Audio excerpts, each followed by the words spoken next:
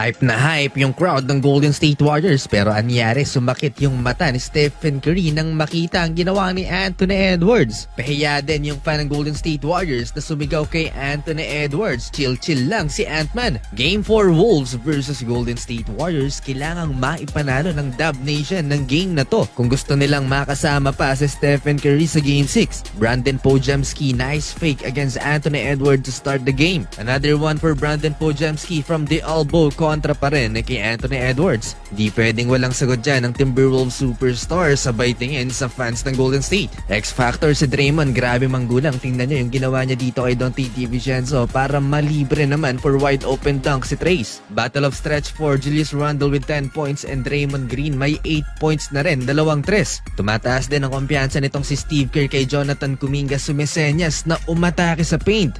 Yun ang nangyari, he gets the basket. Back-to-back pa mga idol. Another one for JK, 8 points off the bench in 5 minutes. Kailangan lang pataasin ang kumpiyansa nitong si JK. Siguradong malaki ang maiaambag. Katulad na lamang last game with 30 points pero hindi nga sila nanalo. 1 point Warriors lead, 28-27. Second quarter dito palang naitala ni Jimmy Butler at ni Buddy Hield ang kanilang unang field goal sa Game 4. Habang si Julius Randle hindi nagmimintis dito sa second frame.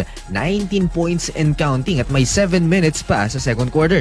Win-win yung trade sa pagitan ni Randle at Karl Anthony Towns. Solid dito sa playoffs si Randle sa West, habang maganda rin ang performance ni Cat sa East. Nawala ang Batman ni Jimmy Butler, may Buddy Hield pa naman si Jimmy Butler na siya namang nag-step up for Golden State Warriors. Double-digit scoring na for Buddy at naitabla ng Golden State ang talaan sa 52. Nag-shift ang momentum in favor of the Golden State Warriors dahil din kay Jonathan Kuminga. Hindi pa super hype si Stephen Curry, baka ma-jinx kagaya sa nangyari sa Game 3. Inupo ni Steve Kerr mga idol si Jimmy Butler sa final stretch ng first half at nagkapitalize ang Golden State kay Jonathan Kuminga. Ganun pa rin yung strategy kanina na atakihin lang ni JK yung paint. 16 points sa first 2 quarters si Jonathan Kuminga, 8 out of 8 from the charity stripes. Anthony Edwards to end the first half. Buzzer beater 3-pointer. Left, Edwards, long three, and Anthony Edwards. 60-58 halftime, lamang ng dalawa ang Golden State Warriors. 14 points for Anthony Edwards, Draymond Green, wild reverse layup to start the third quarter offense of the Golden State. Di pa rin natuto ang fan na to ng Golden State na wag itaunt si Anthony Edwards. Pahiya tuloy siya, nag-stare down sa kanya si Edwards. Effective yung zone ng Golden State Warriors so far, wala pang naitatalang field goal si Rudy Gobert pero ang kailangan nilang pigilan ay si Anthony Edwards. Kahit pagtulungan pa ng tatlo, count the basket and one. Tahimik si Jimmy Butler mga idol kumpara kay Anthony Edwards na nagkahalimaw dito sa second half. It's for three, of course! Back-to-back big-time triples for Ant-Man. Lamang na ng 12 ang Minnesota Timberwolves, 80-68. 28 points na rin si Ant-Man.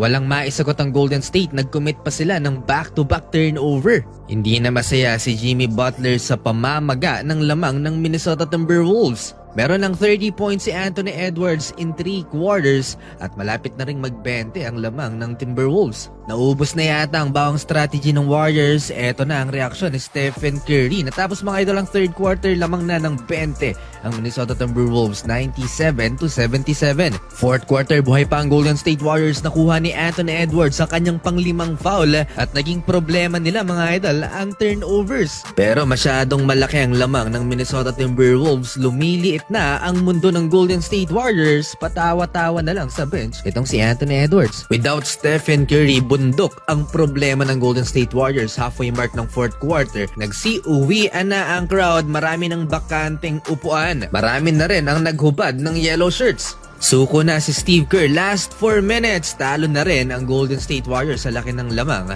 Sa huli mga idol, 3-1 ang series in favor of Minnesota Timberwolves. Samantalahin ang